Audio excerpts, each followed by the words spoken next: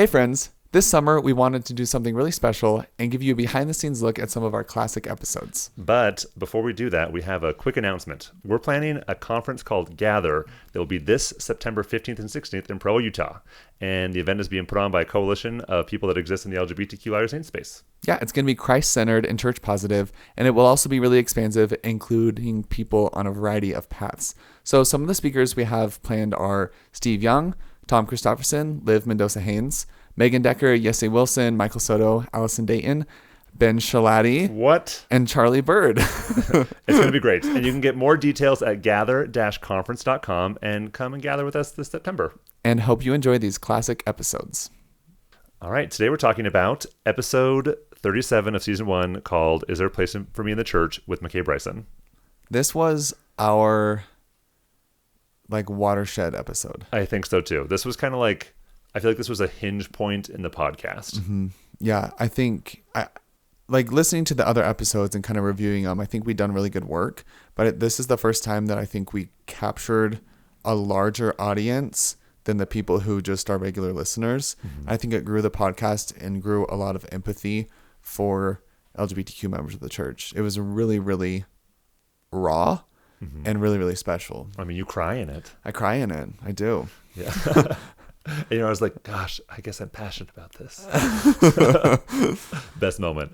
But re-listening to it, I was in my memory, I had that conversation with my friend Heidi, and then we came home and recorded it that night. That's how I remember it happening. But it was the next day. Mm-hmm. And I was surprised that my memory was so faulty, honestly. Yeah. But this really grew out of you and I were roommates at the time, which was so long ago. Yeah, that feels like a different world. Yeah. And you just started your master's program, and we were just having this conversation. I was upset, and then we all kind of got upset. And they're like, let's just talk about this right now. And we just came in here and recorded. Well, one thing I was surprised by almost was how bold we were with our statements. And, at the beginning of the episode, I kind of say, I always feel like I have to package things in such a pretty way in order to be heard. And that if the minute people start feeling uncomfortable when I speak, they'll shut down, which is true. And that's something that we always are up against as we're trying to educate. You really have to meet people where they're at. And also I was just wow, I was sharing what I actually think in this episode, and it was real. And I said things that probably today I would be like, ooh, am I allowed to say that? Mm-hmm. But I guess I am because I've already said it. There you go. There's a deer again. You were just talking about that. I know. We were just talking about how in one of the episodes there was a deer outside the window, and now it's back. And it's probably a different deer. There's 30 deer in my neighborhood. It's just staring right at me. Take a picture of it so we can show them. Okay, I'll take a picture so we can... Oh, it ran away. I'll take a picture of where it was. Anyway, back to the episode. Yeah. So I just kind of want to share something that came out of this episode. Yeah. So we talked about episode 37 a lot, and it's kind of funny. People were on Spotify, they're not numbered the same, so we don't know what you're talking about. But oh, no. Yeah. Anyway. But one of my good friends, her name is Sarah Coyne. She works at BYU, and she called me after listening to the episode and told me her experience. And so she was listening to the episode while she was driving to work, and felt like I really want to do a study on LGBTQ Latter-day Saints and belonging. That study came from this episode? Yeah, and wow. And she was like, you know what? That's not my place. That's not my place. And then she worked all day. And then on her drive home, she finished the episode. And I said, whatever you feel prompted to do that thing. Wow. And she called me. She said, Ben, I think I need to do this. And so she did this big study where over 100 LGBTQ Latter-day Saints from a variety of backgrounds were interviewed. And then quotes from that study are going to be used to inspire artwork people are making for an art show at the Gather conference. That's incredible. Yeah, so that all came from that. What a full circle moment. I know. I didn't realize that all of that came from this episode. Yeah. And, listening to it, it was hard to listen to. Mm-hmm. It is hard to listen to because it's such a raw place. And I don't think I always let myself get there because it's really painful. Mm-hmm. And yet those feelings are always inside of me. And it was, I had a couple thoughts. One is, it's interesting that I still feel so congruent with what I said back then. Mm-hmm. I feel the exact same way. And if I could get to that vulnerable place, I think we'd record a very similar episode, even though both of us have grown a lot and had different experiences. Yeah. life has really changed a lot since we recorded originally. Yeah. And also with that, it made me, I hope I can say this in a way that isn't taken the wrong way, but it just made me really proud that I'm sticking around. It made me proud of the way that I've really tried to focus on the gospel of Jesus Christ and exercise my faith within like the doctrine of Jesus Christ and within scripture, because I feel like that has really grounded me. Because a lot of the stuff we shared was really difficult, cultural church norms and church policy things that just are just still like I just can't even with them, you know? But I was like, wow, I'm still here, and I'm here because there's so much value in the gospel of Jesus Christ. Yeah. And I was like, I'm so glad that over the past 3 years or whatever, since we recorded that, I still see that value because it is valuable to me. Yeah. I love that. I've actually re-listened to this episode a number of times to like cheer myself up. I know it's heavy, but it kind of like cheers me up. Really? Yeah. Oh, it like flattens me. No, to me, honestly, I like, because I feel the spirit in it as we talk. Yeah. And this is one of those conversations I feel like was really sacred and really powerful. And there was one time, this was a while ago, but I was having a bad day and I re-listened to the episode. And then towards the end, you're like, Ben, we're doing this together. Like, I'm with you. My sisters are with you. Like we're all doing this together. And I just like felt like I'm not alone. I can move forward. Like this will be okay. And it was really beautiful to get inspiration, like from my own, like hearing the words that I need to hear from me. From you. That is really cool. And from you as well. Yeah. Another thing it inspired, I think, is my second book, Expanding the Borders of Zion. Because as I was listening to it, I think it has a very similar tone to the book. And I said something. I said, like, it's weird because there's this, we're saying, like, is there a place for me in the church? No, not really, unless people scoot over and help us carve it out. And that's, I didn't realize that, like, that thought started there. And that's kind of one of the big principles in my book, that like, there can be a space if we make it. Yeah. So awesome. Well, I hope people enjoy the episode. Yeah, it's a good one.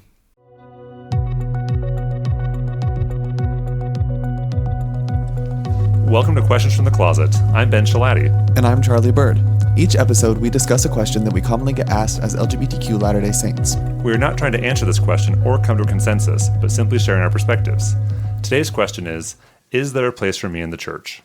Ben and I are not terribly diverse, and we share many opinions and life experiences. For example, we both fit into a size large shirt. But like not at the same time. Oh my gosh. However, there are some pretty big differences. Oh my gosh, Ben. I think it should be we both wear size large shirts. We both wear a size large shirt. Okay. Carry on. Okay, however, there are some pretty big differences. For example, I usually wear a button-down shirt, and Charlie usually wears like a t-shirt or like a Nike shirt. Yeah, Ben's always at work, and I'm always at cheer practice. But if I'm not working, I just wear t-shirts.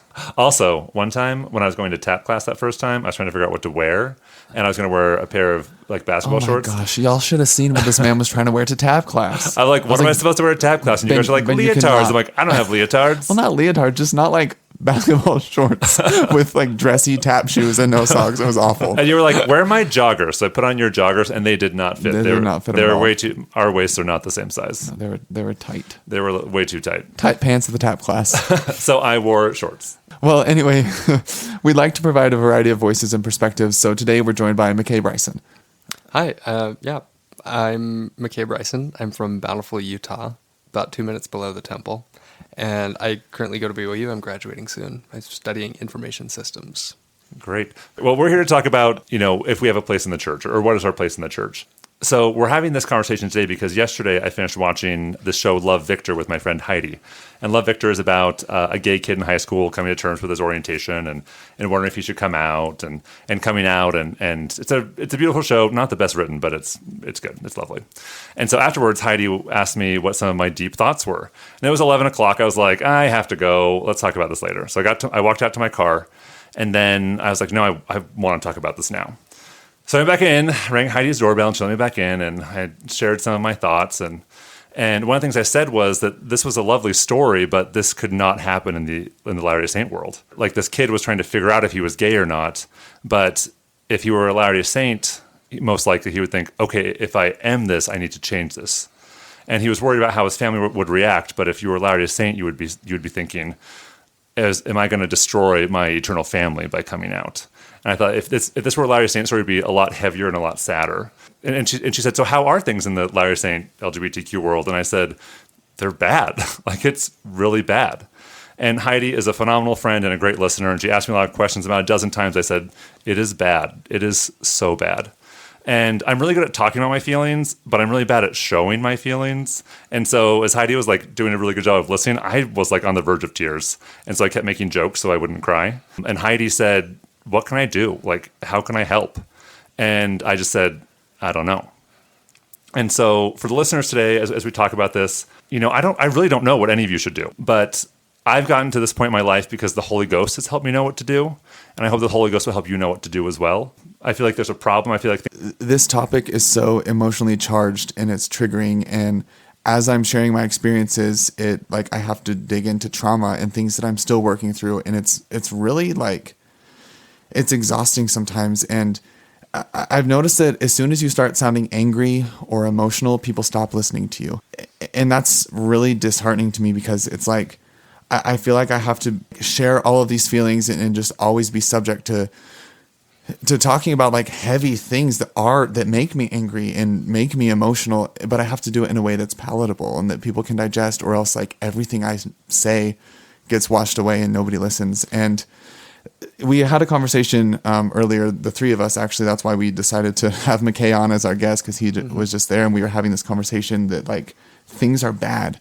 I don't know if sometimes I sugarcoat things, but I like to take a hopeful perspective because I like people to have hope.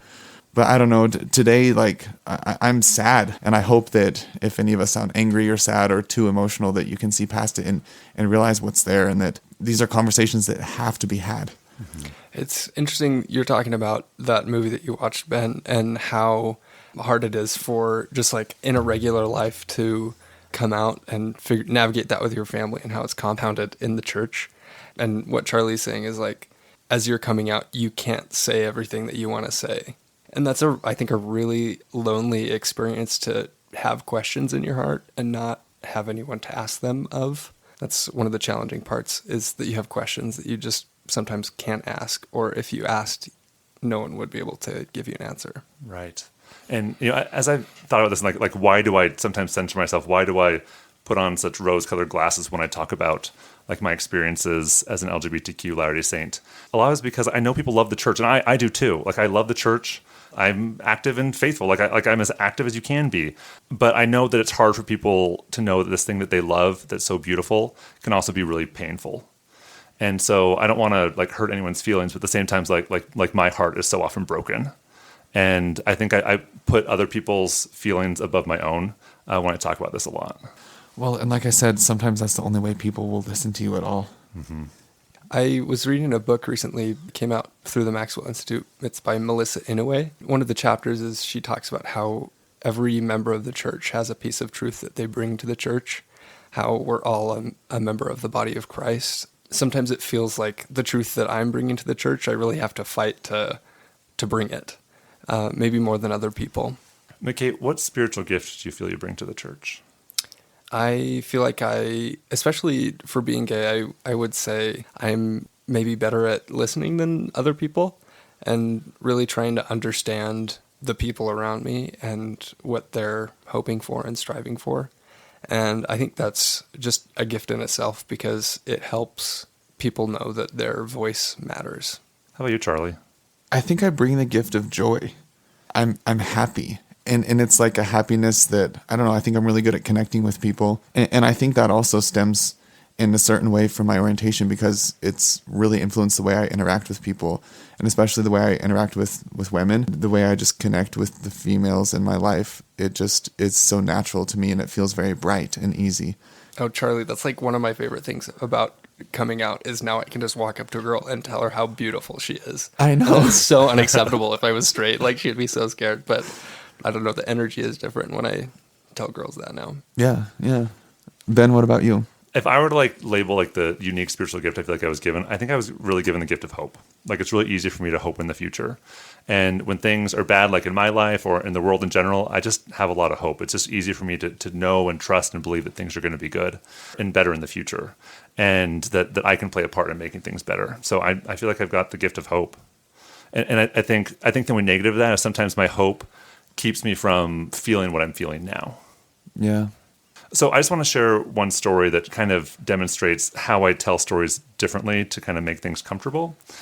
So I was in a new congregation, and my leader gave me the permission to come out as gay. I asked him if I could, and he said it was fine. And so everyone knew I was gay. Then I was given a calling of some importance. Later, I was talking to this leader, and he told me that afterwards, 2 people came up to him and said that they were really uncomfortable that an openly gay person had been called to that position, and that they weren't going to sustain me. And then in the few seconds between my name being presented and then them deciding if they were going to sustain me, that the Spirit worked on their heart, and they felt like they could trust me and sustain me. And so the priesthood leader told me this story. And so, when I tell a story, I could say, I have this priesthood leader who had my back, who was standing up for me, and that's beautiful. And how the Holy Ghost helped these people, see that I was okay and could be trusted. And I think that's can be a beautiful story. But the other part of the story that I might not tell is then when I came to that congregation, I wondered, who are these people who didn't trust me? Those 2 people were the ones who were bold enough to go and talk about it and complain about it, who also felt uncomfortable and didn't say anything. And so experiences like that make me feel like, who doesn't trust me because I am gay? Who do I make feel uncomfortable because I am gay? Who thinks that I can't serve in the church because of my orientation? And that is a hard reality to walk into a chapel with. One of my biggest hesitations or reservations with coming out and writing my book was that I didn't want to give people false hope. I'm very aware of the fact that my support system is not like most people's support systems. And like my life experience has just somehow allowed me to be in this place where I can deal with a lot of that, with a lot of what Ben was saying. I feel so much happier now that I'm out. I'm living more authentically. I feel like I'm not hiding all the time, and I'm closer to the closest people in my life. But at the same time, like on like a cultural or like a social scale, people are uncomfortable when they're talking to you, and they don't want their kids to associate with you, or they discredit your testimony. And there's so many things. Like I could literally just go on and on about all of like the microaggressions that happen just because I go to church, just because I exist, and because I told people a little bit more about my experience. I don't know, like even now I'm doing it. I don't want to like make it so heavy, but I knew all of this would happen, and I was like, how can I like give people hope and put them in this situation? Maybe they don't have that support system, right? Mm-hmm. And getting my book approved and going through the writing process was so difficult. And I speak at a lot of things, and I guess now I'm on Zoom a lot, but like I'm asked to do trainings, but I'm disinvited a lot of times. And Ben, I know you are too. There are so many times when people ask us to do something and speak and do a training, but then, it turns out like we're actually uncomfortable with this, and a lot of people were complaining, so we're just going to cut you. Yeah, that happens honestly about half the time I get invited. About half the time. And sometimes they'll compromise and be like, okay, we're going to have a meeting where Ben talks, and the people who don't feel comfortable are going to have a different meeting so they don't have to hear Ben. And so that's happened multiple times to me. And it's not that I feel like, oh no, how dare you cut me, but like, how dare you cut us again? How dare you cut us again? And people say, church leaders are like, there's a place for you in the church. I say, where is it? Because if me, who has all of the trappings of like having an easy place in the church with how I look and how I act and my family, if I'm still scraping to find a place in my church, like where's the place for anybody else? It's hard to know and feel that people are scared of us. Like people are scared of our reality. And that sucks. And I hate being pitied. Mm-hmm. I hate when people pity me for who I am. And I also hate when people put me on a pedestal for who I am. I just feel like I can't win. Yeah. And they don't ask you questions about your actual experiences. They just make assumptions and then try to give you advice based on things they don't know. And they don't know anything about you, and just try to like superimpose other people's experiences all the time. It's very, very hard to be a gay member of the church. Yeah, as you guys are talking, I'm thinking about how I wonder if you went up to the individuals in your ward, or if I went up to those people that have done things like that to me, if I asked them point blank if they were scared of me, I think almost every time they would say no. But from where I'm standing, it doesn't feel that way. Like, I don't know how to say it otherwise. I don't want to make a blatant statement and say that all church members are scared of me, I think. But everyone has a story of multiple stories of instances that's happened. And so to say that it's a few bad individuals in the church is maybe in some ways true, but maybe it's more complicated than that. Yeah, I feel that. I think that's a very good point, McKay. Like, people don't think that they're afraid of us. You know, I was attending a ward once, and one of the leaders told me not to mention being gay ever. And so I didn't. That was a really tough place to be. It really was. It was a tough place to be. And, you know, why did he make that request of me? It was tough.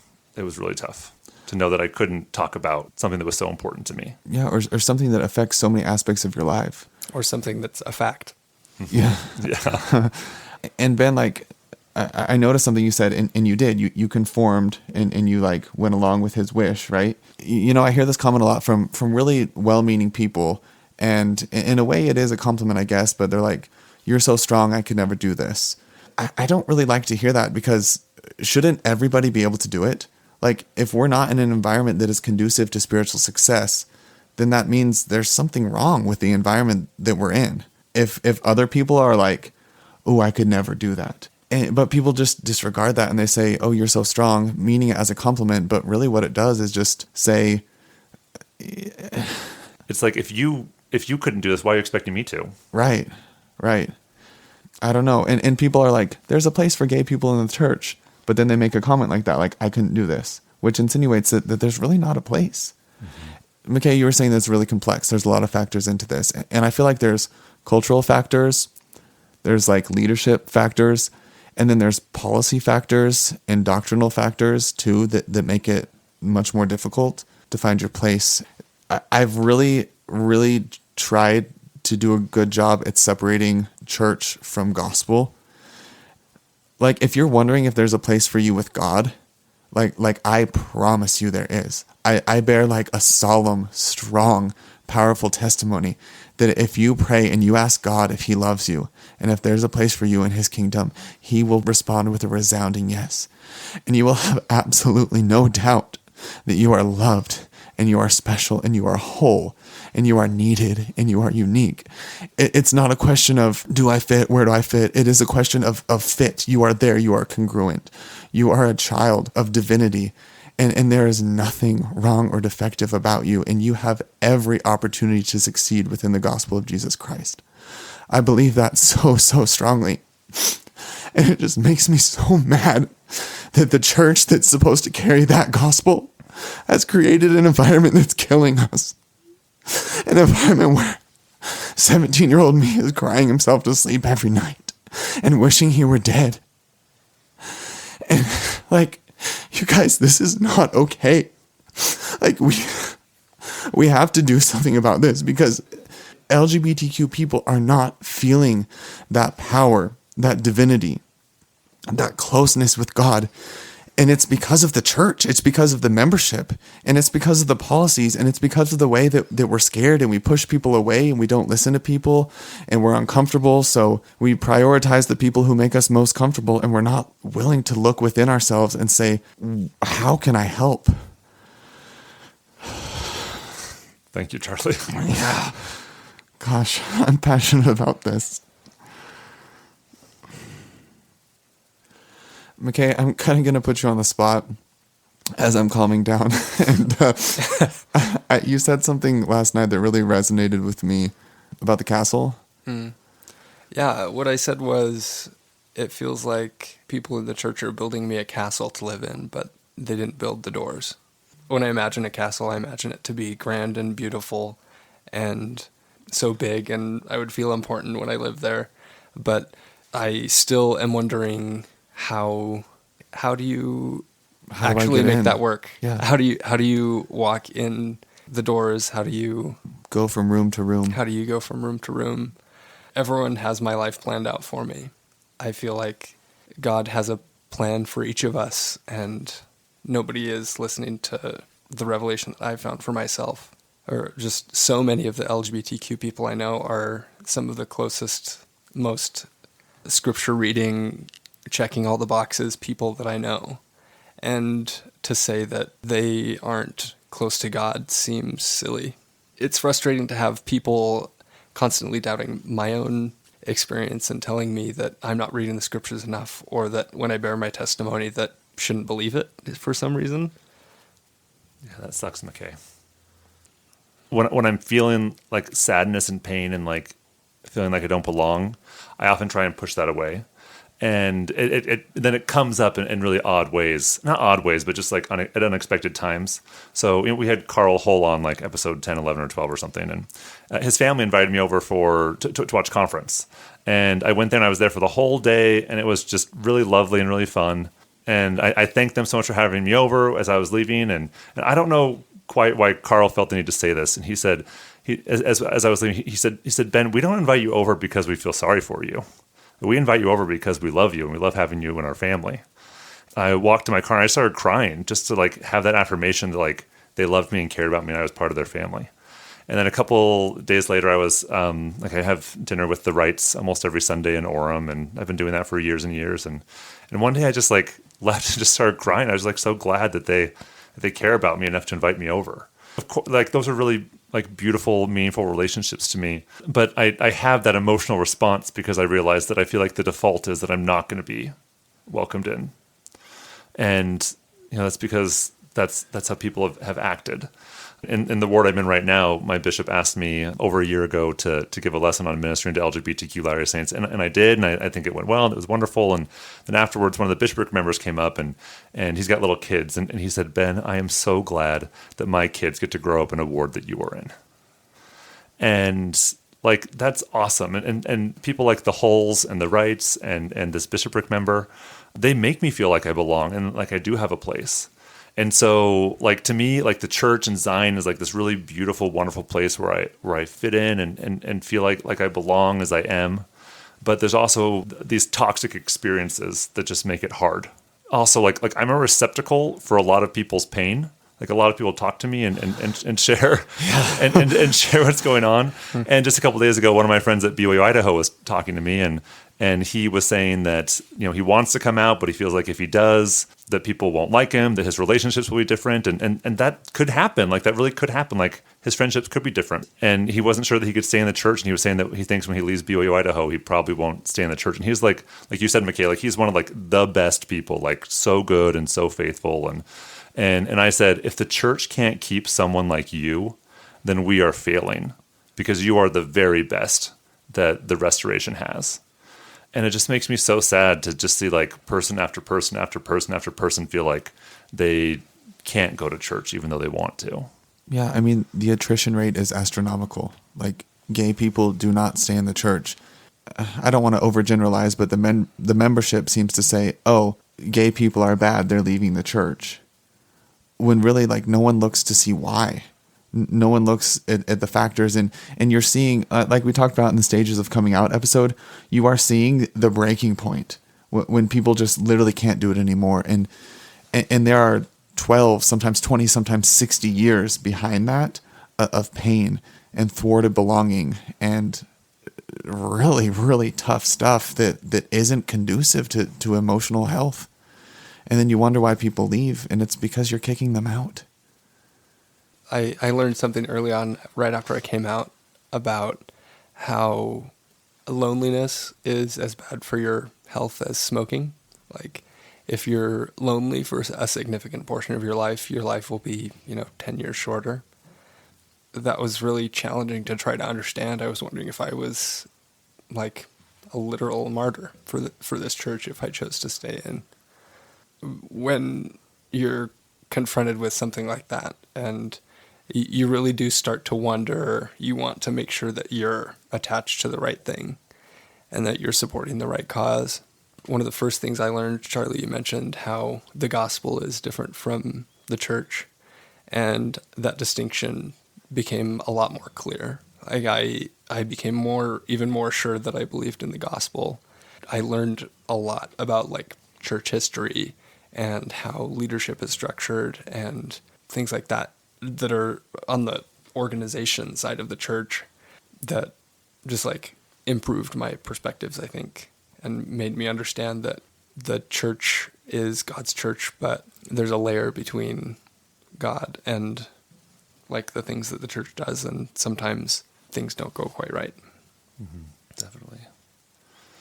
This kid from BYU, Idaho, the main question he asked was, how can I be in a church that is so focused on marriage and family if I'm not going to get married?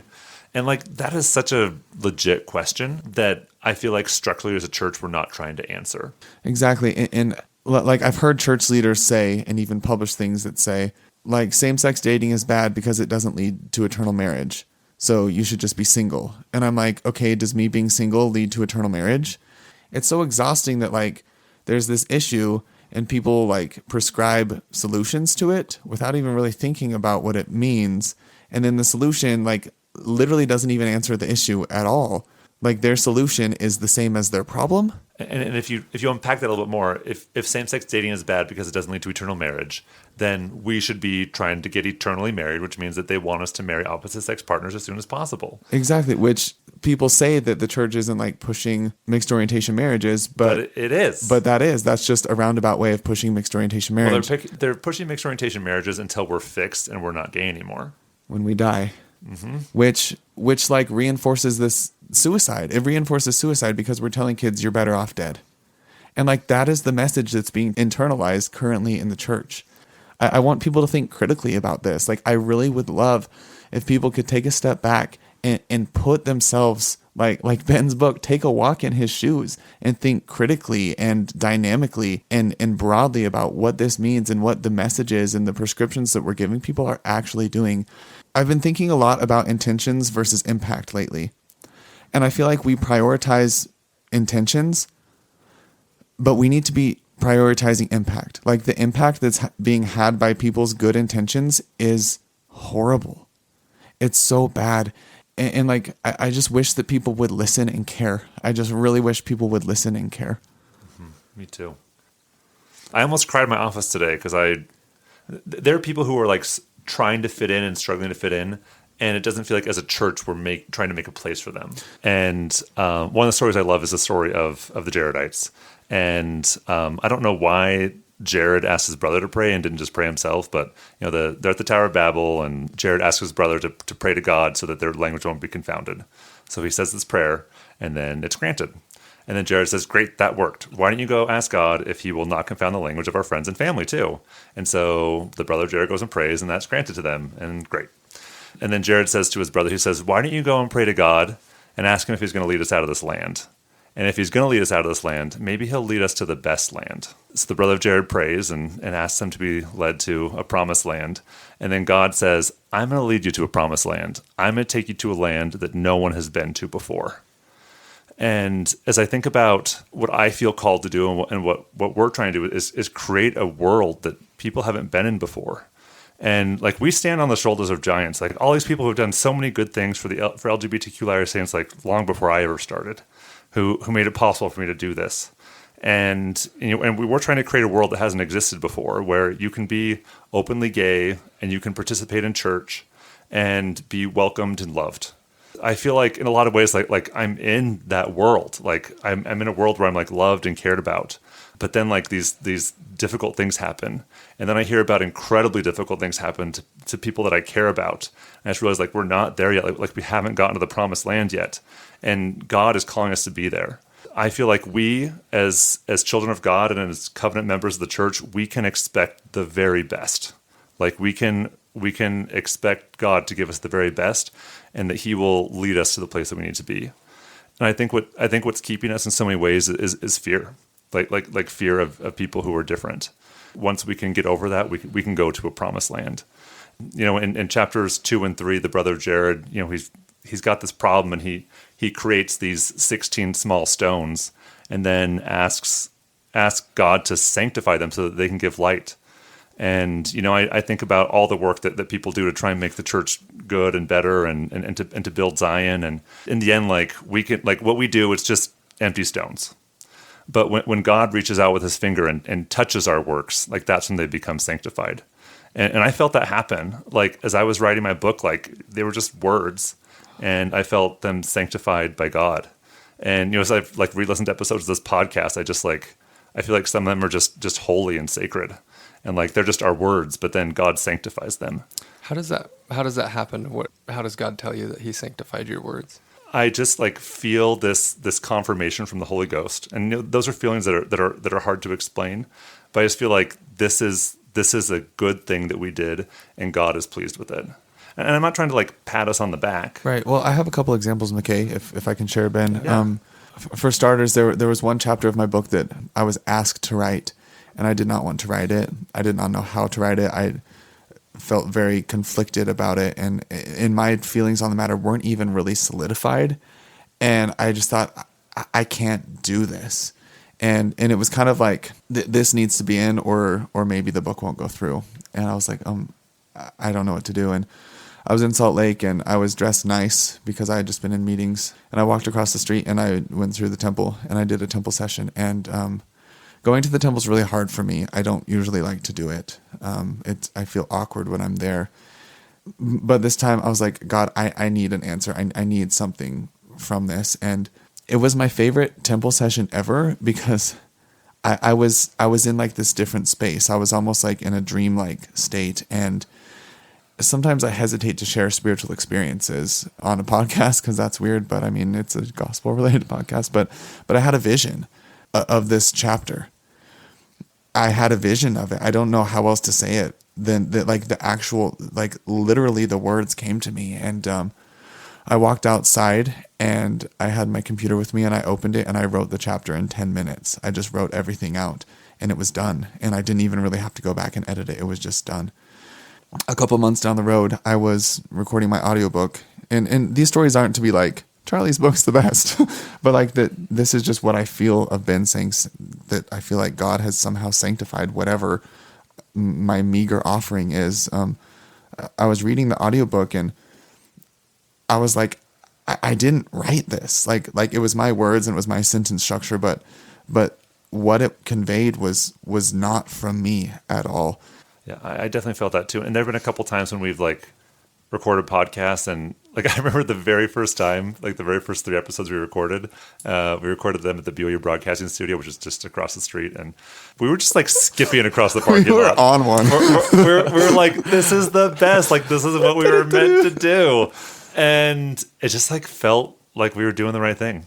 Yeah. And it wasn't an easy thing to do. And, here we're talking about like us being the heroes, but like I have felt people like do things that like for me Phenomenal. that have been like sanctified and touched by God as well. Absolutely. And yeah, like I remember when I don't want to say what was said, but like after I was ordained to be a high priest, one of the stake presidency members like sent me an email, just like this beautiful email, just like telling me what he had felt in that moment. And like that was just like such a gift. And just like, yeah, and so many people have given me so many gifts that have just been so wonderful and kind, and like I could just list person after person after person whose works have been sanctified for my good. But I mean, there's been times when I've been like literally on the edge, like I have to leave, I have to get out of here, and someone will drop in and just say something that's so profound and so moving. And in this church where there's not a place for me, they carve out a space for me to sit in for a little bit. They squeeze over and let me be next to them for a while, with the hope that someday I'll have my own seat at the table, right? And I have so many people who've done that for me, and really that's the only reason that I can sit anywhere, And Ben, you were talking about this promised land, this new world that's never been seen before. I believe in that world, and I've seen so many incredible, beautiful glimpses of that world, and it's so weird. It's like almost like this weird like catch-22, because we're telling. Essentially, in this episode, we're telling the LGBTQ youth that there's not a place for them in the church, and then we're like, but there is, like, it's there, and sometimes I mean, you say this a lot, Ben. You just want everyone to come out. Like, I want people to come out. I want allies to scoot over and give people space, and I want people to sit in those spaces. We need strong, valiant LGBTQ members of the church to speak up and stand up and show out and be part of wards and congregations and stakes. And I see so much opportunity for growth and change and beauty. I love going to church when I feel like I can make a contribution. And I think anyone who is gay has a contribution to make right now. Like, you can go to church and your experience is so relevant and so important. Matthew Wickman gave a devotional at BYU, and he gave this really beautiful story about the laborers in the vineyard, like that parable, and how it doesn't matter how long we work.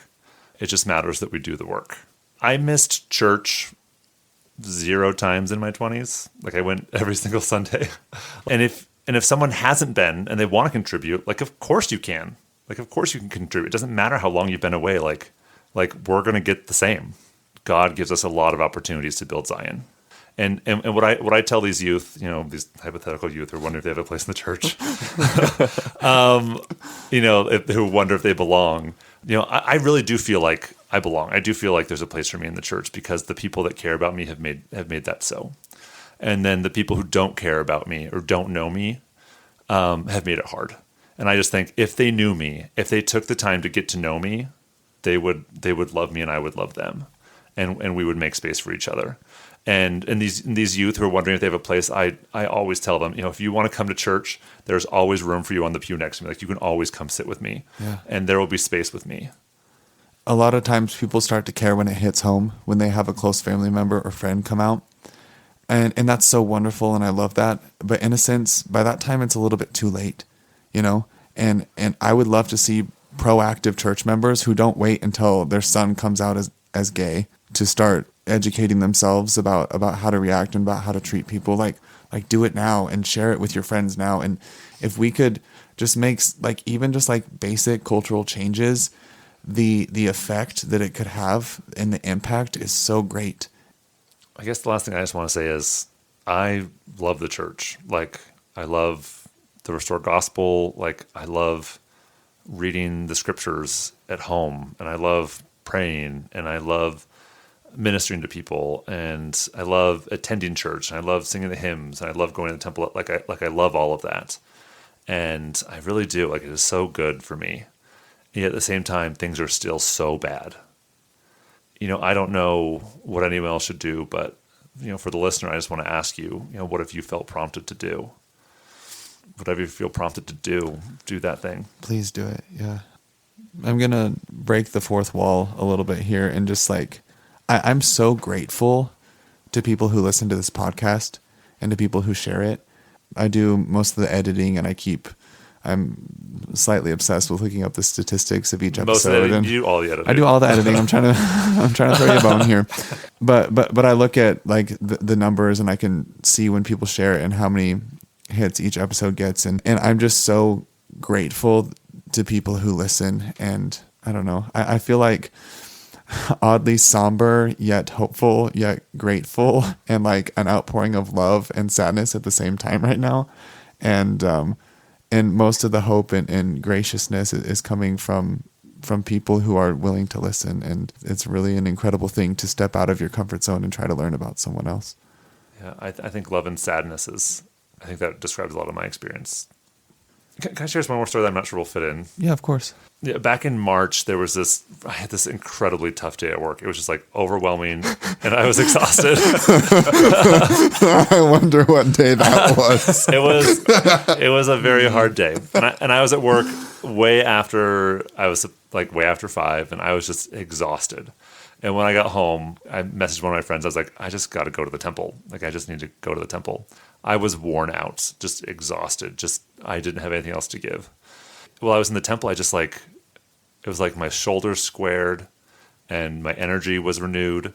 And I just walked out just knowing that I could face the world. I just felt rejuvenated there. And then I came back to my house, and one of my friends played the piano, and we were singing songs. We had this really fun, beautiful night. And I thought, why am I having such a good night tonight? And I felt the Spirit say, because you need to be strong for everyone else tomorrow. And I feel like I need to be strong for so many other people. And I'm happy to do that. And God gives me the strength. But I don't need to do 10 things. 10 people need to do one thing. Yeah, because sometimes it's just exhausting. Yeah. And Ben, like, I'm going to be strong with you. And McKay is too. And my sisters are going to be strong with us. And your parents, Ben, and our friends and our roommates. Like, there are people, there is strength here. And there's strength in numbers. And I think right now we just need more numbers. We need help. That was a beautiful story. Thank you for sharing. Of course. Well, this may arguably be our most weird podcast. we promise the next one will be more lighthearted and have more jokes. We'll work on it. But again, thank you for listening. And McKay, thanks for agreeing to do this. And it stemmed from a conversation. And I don't know, I feel love and sadness right now, but I also feel empowered, and I'm excited for the future. And I'm excited for you, McKay, because you're the best of us. I think the world of you. So Thanks for having me on. Thank you for joining us today. If you have enjoyed this or other episodes, please consider leaving a review. And as always, please remember that we do not represent the Church of Jesus Christ of Latter-day Saints or Brigham Young University. We are not trying to be prescriptive or tell anyone what to think or what to do. You heard 3 perspectives, and there are many, many more. We encourage you to listen to other voices and hear a wide variety of experiences.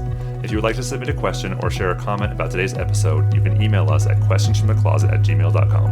Until next time.